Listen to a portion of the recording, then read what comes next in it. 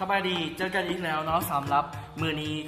ค่ำคืนอันสุดสวยเพราะว่ามือนี้สิมารีวิวเนาะในเรื่องของผลิตภัณฑ์ดีๆของคังเซ็นหนึ่งอย่างก็คือจะเป็นนี่เลยเนาะเป็นนีน่าคาเลนรีมูเวอร์หรือเป็นผลิตภัณฑ์ที่ซอยเห็นให้การ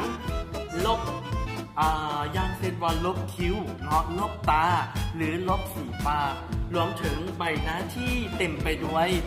ครีมรองพื้นที่อย่างประมาณนี้เนื่องจากว่าตัวนี้เป็นผลิตภัณฑ์ที่มีองค์ประกอบของ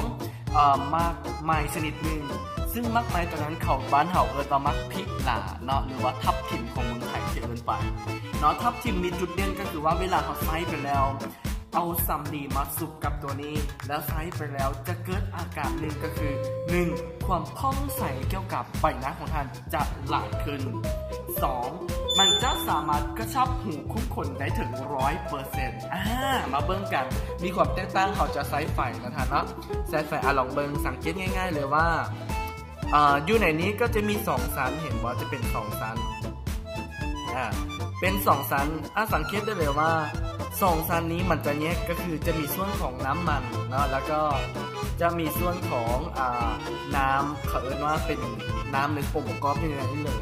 แต่ว่าน้ำอยู่ในนี้ก็จะเป็นน้ำที่ขนาดมีโมเลกุลที่น้อยถ้ามือนี้ท่านเองจะเลือกใช้ในการที่ใช้ครีมขอให้ใช้ตัวโทนเนอร์เสร็จมาเนาะโบแนะนำให้ใช้โทนเนอร์ที่มีองค์ประกอบของแอลกอฮอล์หลายจนเกินไป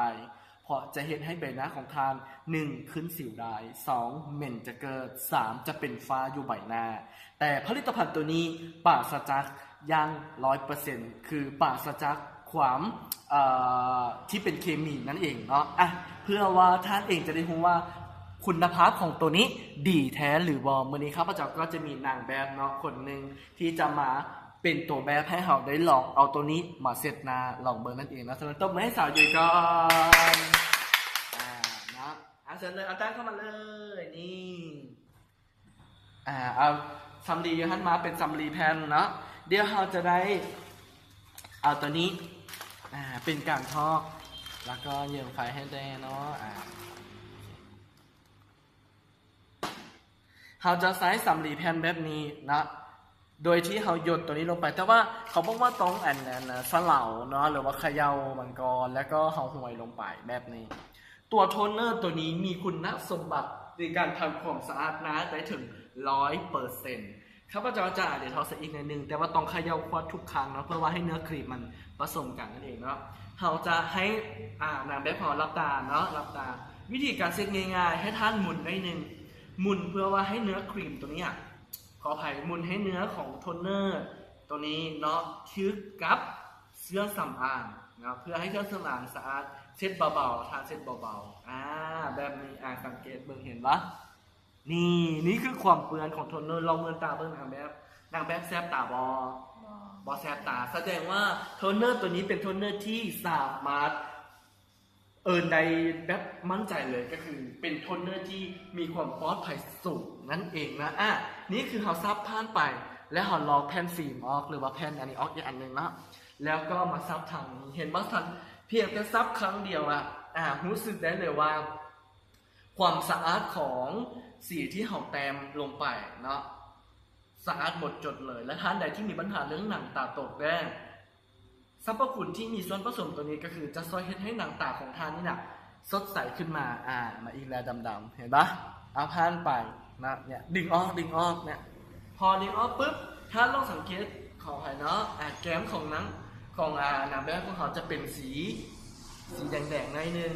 เขาจะลบแก้มก่อนโดยการที่ปุ๊บเช็ดเบา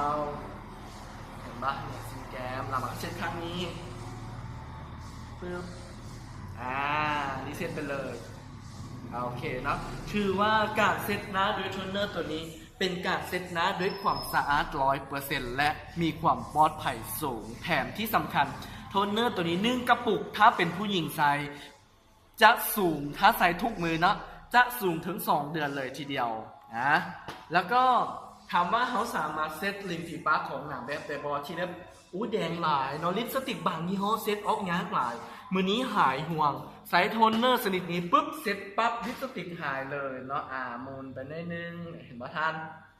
ค่อยๆเซตไปขอโทษเด้ออยู่ในนี้ก็จะเป็นเนื้อออกลักษณะหมันเนี่ยจากน้อยนึงเพราะว่าเนื้อลักษณะหมันนี่ก็คือเป็นตัวที่สามารถเซตในเรื่องของลิปสติกหรือว่าในเรื่องของคนที่ใส่สินค้า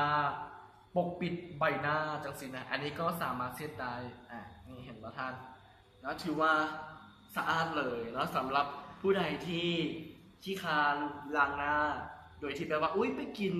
เบียร์มาเมาแหงมือนี้เนาะอุ้ยบ่ได้ล้างหน้าเลยท่านก็สามารถใช้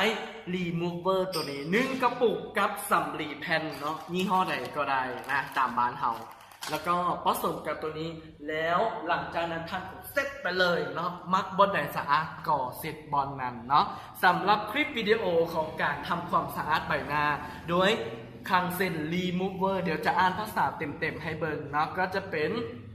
เขาเอิ้นว่ามันเป็นภาษาเกาหลีเนาะอันนี้ของเกาหลีใต้ของเกาหลีใต้อ่านบ่ค่อยเป็นบ่เป็นหยังให้เข้าใจง่ายๆว่าเป็นโทนเนอร์ของบริษัทคังเซนเคนโกของพวกเขาเนาะสำหรับคลิปมื้อนี้ก็ขอลาไปก่อนพร้อมกับนางงามของเราเนาะสบายดี